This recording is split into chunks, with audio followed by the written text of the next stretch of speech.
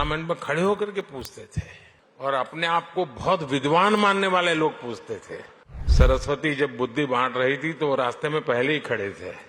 यहां तक पूछ लेते थे बिजली भी तो नहीं है, रिचार्जिंग कहां होगा, फिनटेक क्रांति कैसे होगी, ये पूछा जाता था। और मुझ जैसे एक चाय वाले को पूछा जाता था। आपको याद होगा कुछ लोग पहले पूछते थे, पार्लियामेंट में खड़े होकर के पूछते थे और अपने आप को बहुत विद्वान मानने वाले लोग पूछते थे।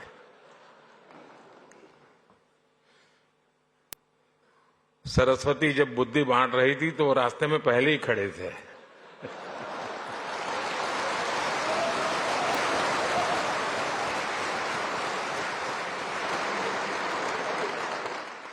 और क्या कहते थे? वो पूछते थे कि भारत में बैंक की इतनी ब्रांचेज नहीं है, गांव-गांव बैंक अवेलेबल नहीं है, इंटरनेट नहीं है। यहां तक पूछ लेते थे बिजली भी तो नहीं है, रिचार्जिंग कहां होगा, फिनटेक क्रांति कैसे होगी,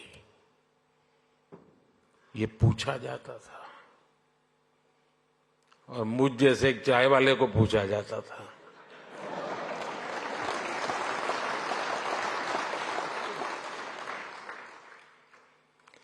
लेकिन आज देखिए, एक दशक में ही भारत में ब्रॉडबैंड यूजर 60 मिलियन यानी 6 करोड़ से बढ़कर 940 मिलियन यानी करीब 94 करोड़ हो गए।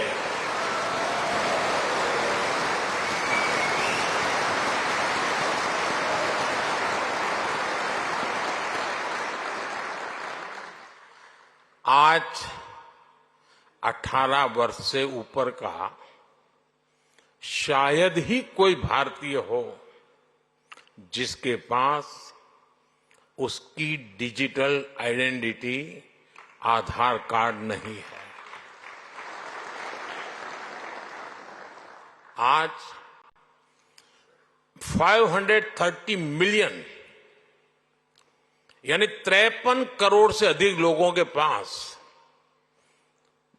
जनधन बैंक खाते हो गए हैं।